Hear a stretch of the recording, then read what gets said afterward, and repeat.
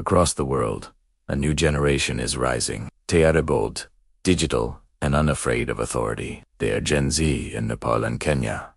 This generation has become a powerful force of change. But while their struggles share similarities, their revolutions take different forms. In Nepal, Gen Z grew up in the middle of political instability. For decades, the same leaders have recycled power, while corruption and unemployment hurt ordinary people. Many young Nepalis feel democracy has failed to deliver on its promises. That frustration has fueled a new wave of activism. Using TikTok and Facebook, they expose corruption, organize protests, and demand reforms. For them, the fight is about more than just today. It's about rebuilding a broken system for the future.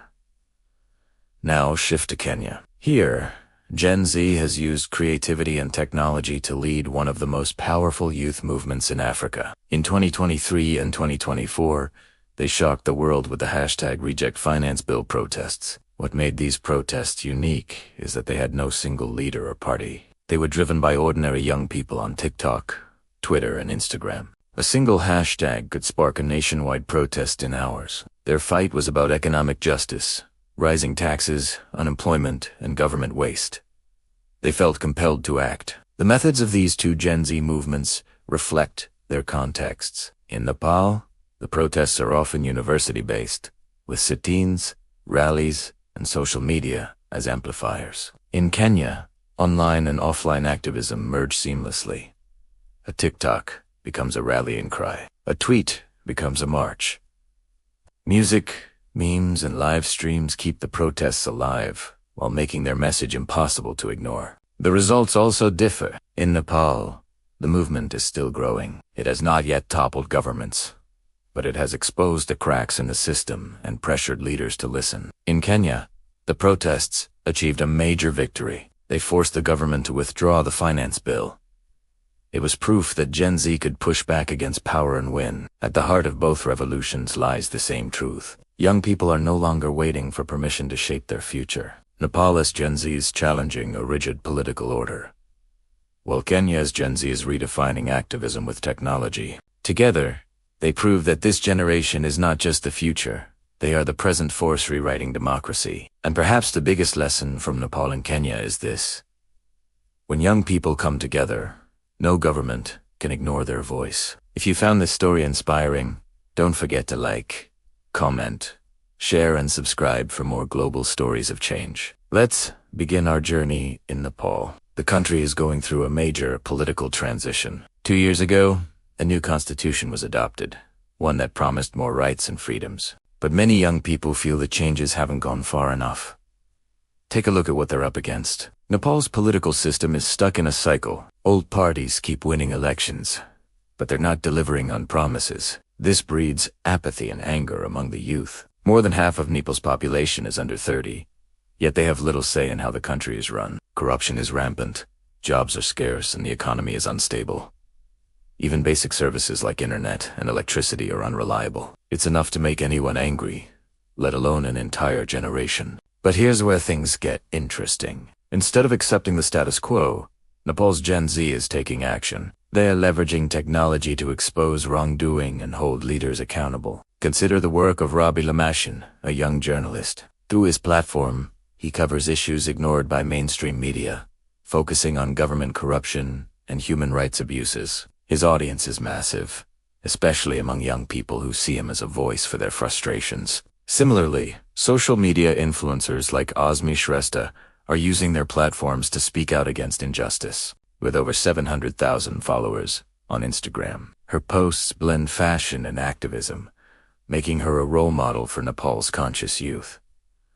But it's not just about speaking out. These young people are organizing. Take the protests at Tribhuvan University, one of Nepal's largest. Students have been at the forefront of the movement, demanding reforms in the education system. What started as campus-based protests quickly went viral. Thanks to social media, students connected with like-minded individuals across the country. Overnight, their fight became a national conversation.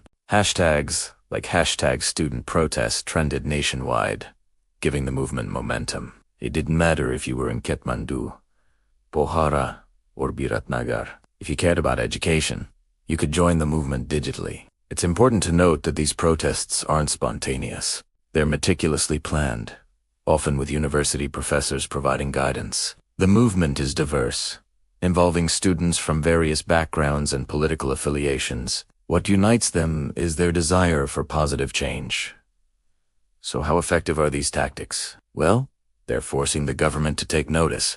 The Home Ministry has even held meetings to discuss how to manage the situation. Such is the impact of these youth-led protests. Clearly, Nepal's Gen Z is not content with the status quo. They're using every tool at their disposal to drive positive change. Their movement may not have all the answers, but it's undoubtedly a step in the right direction. Now, let's turn our attention to Kenya. In many ways, the struggle for economic justice in Kenya mirrors that of Nepal. But the approach taken by Kenya's Gen Z is strikingly different. Kenyan youth face similar challenges to their Nepalese peers: high taxes, limited job opportunities, and a general feeling of being sidelined. But instead of just complaining, Kenya's Gen Z is taking action. They've launched one of the most powerful youth movements in recent times, all thanks to the magic of social media.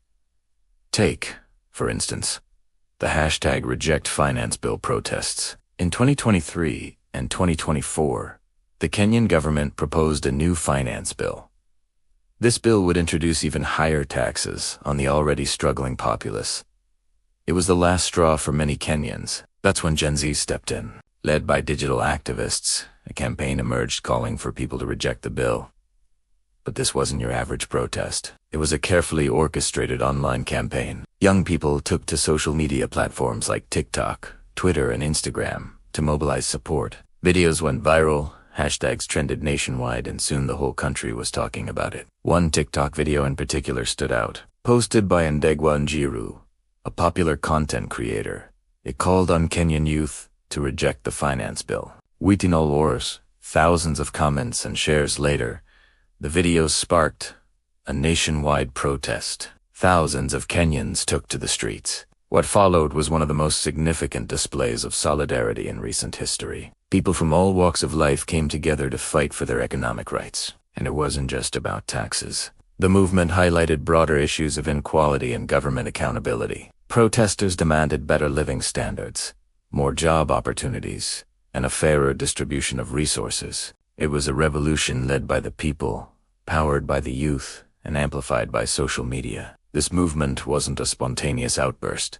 It was the culmination of years of frustration and a strategic use of digital tools. The movement was leaderless, decentralized, and utterly organic. No politicians, no political parties, just ordinary citizens fed up with the status quo. In the end, their efforts paid off. The Kenyan government backed down and withdrew the controversial finance bill. It was a resounding victory for Kenya's Gen Z, proving that when young people unite, they can challenge the establishment and win. Now let's take a moment to appreciate the strategies employed by Kenya's Gen Z. Firstly, they harnessed the power of social media. Platforms like TikTok, Twitter, and Instagram became battlegrounds for ideas and mobilization tools for protests.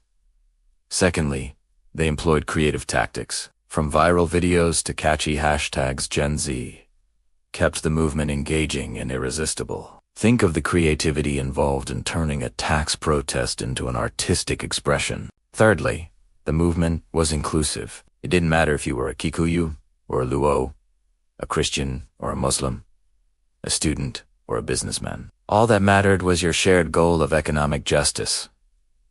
Finally, the movement was peaceful. Despite the anger and frustration, protesters chose non-violent resistance, making their demands impossible to ignore. In conclusion, the stories from Nepal and Kenya offer a compelling glimpse into the world of Gen Z activism. While the challenges faced by young people in these countries are unique, their spirit of resilience and pursuit of positive change are universal. Nepal's Gen Z is challenging traditional power structures and pushing for reforms that have long been neglected. Kenya's Gen Z is redefining activism through creative and decentralized campaigns that leverage the power of social media. Both movements stand as testaments to the power of youth-led initiatives and the potential for positive change when young people unite. It's a reminder that the future is not something to be waited for, but something to be actively shaped. The stage is set, and Gen Z is ready to take center stage.